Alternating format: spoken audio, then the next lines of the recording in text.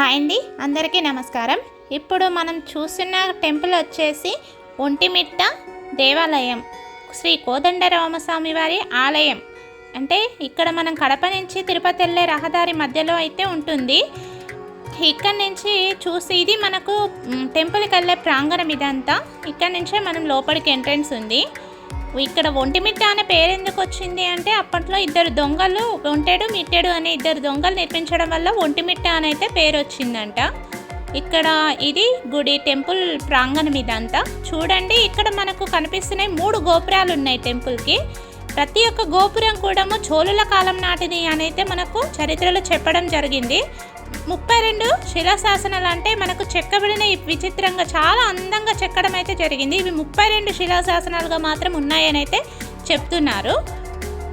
అయితే అప్పట్లో కడప నగరాన్ని పరిపాలిస్తున్న ఒక ముస్లిం రాజు ఉండేవాడంట, అబ్దుల్ అనేసి. అతను మనకు పరిపాలిస్తున్న టైంలో ఈ టెంపుల్కి చూసి భక్తులను అడిగాడంట, నిజంగా ఇక్కడ దేవుడు ఉన్నాడా, మీరు ఇంతగా కొలుస్తున్నారు కదా, దేవుడు పలుకుతాడా పిలుస్తే అని అడిగారంట. అయితే అక్కడున్న భక్తులు చెప్పారంట, ఇక్కడ మీరు మంచి చిత్తశుద్ధితో ఒకసారి దేవుణ్ణి స్మరించండి, పిలవండి అని అంటే పిలుస్తాడంట. పిలవగానే దేవుడు ఒకేసారి ఓయ్ అని మనకు శబ్దాలు ఇవ్వడం జరిగిందంట.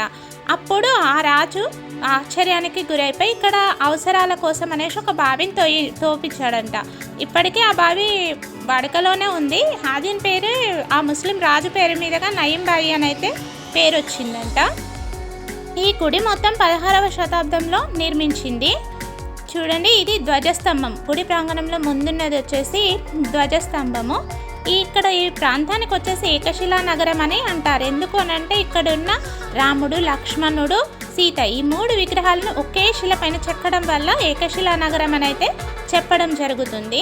ఆంజనేయుడు లేని ఏకైక గుడిగా మాత్రము ఒంటిమిట్ట దేవాలయాన్ని చెప్పొచ్చు. ఎందుకు అనంటే అప్పట్లో రాముడికి ఆంజనేయుడు కలవక ముందు, అంటే అరణ్యవాసానికి ముందు ఈ గుడిని నిర్మించడం జరిగింది కాబట్టి అందుకోసం అనేసి ఆంజనేయుడు ఇంకా కలవలేదు. అందుకోసమే ఇక్కడ ఆంజనేయుడు లేకుండా ఈ ఒక్క గుడియే నిర్మించడం జరిగింది. ఈ టెంపుల్లో వచ్చేసి అప్పట్లో ఈ ఆభరణాలు ఉన్నాయి కదా టెంపుల్లో. ఈ సీతారామస్వామికి ఈ ఆభరణాలను ఒక భక్తుడు ఒక కొబ్బరి చిప్పలో భిక్షాటన చేయడం ద్వారా వచ్చిన ఆ డబ్బులతోనే ఇక్కడ సీతారామస్వామికి ఆభరణాలు చేయించి వేశారంట. అది ఇప్పటికీ మనకు చరిత్రలో అయితే చెప్పడం జరుగుతుంది. ఇక్కడ చూడండి, గోపురం, ఇది మెయిన్ గోపురం. ఇందులో నుంచే మనము లోపలికి రావడం అయితే జరుగుతుంది. ఇక్కడ నుంచి మనకు వెనక ప్రాంగణంలో ఒక గోపురం, ముందు ఒకటి, ఇక్కడ ఒక సైడ్కి 3 గోపురాలు అయితే మనకు కనిపిస్తున్నాయి కదా. ఇవి 3 గోపురాలు. చూడండి, అన్ని కోతులే ఉన్నాయి ఇక్కడ చూస్తుంటే. ఎందుకంటే చాలా ఇక్కడ ప్రతి ఒక్కటి కూడా చాలా అందంగా చెక్కడం జరిగింది. అప్పటి చెక్కిన వారి చేతి నైపుణ్యం అయితే చాలా అందంగా చెక్కారు. ఈ గోపురానికి కూడా ఇవన్నీ చోళుల కాలం నాటివి.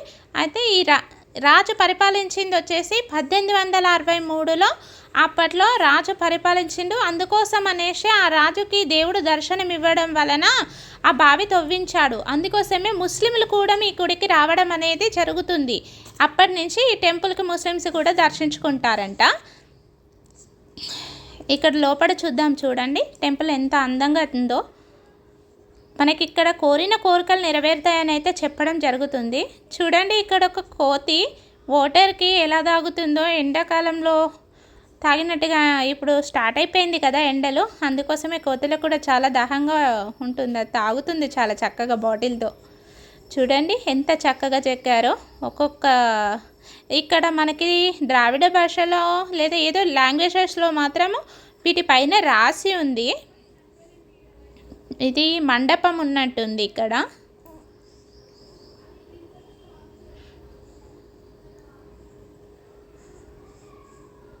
అప్పటి రాతి కూడా చాలా బాగుంది.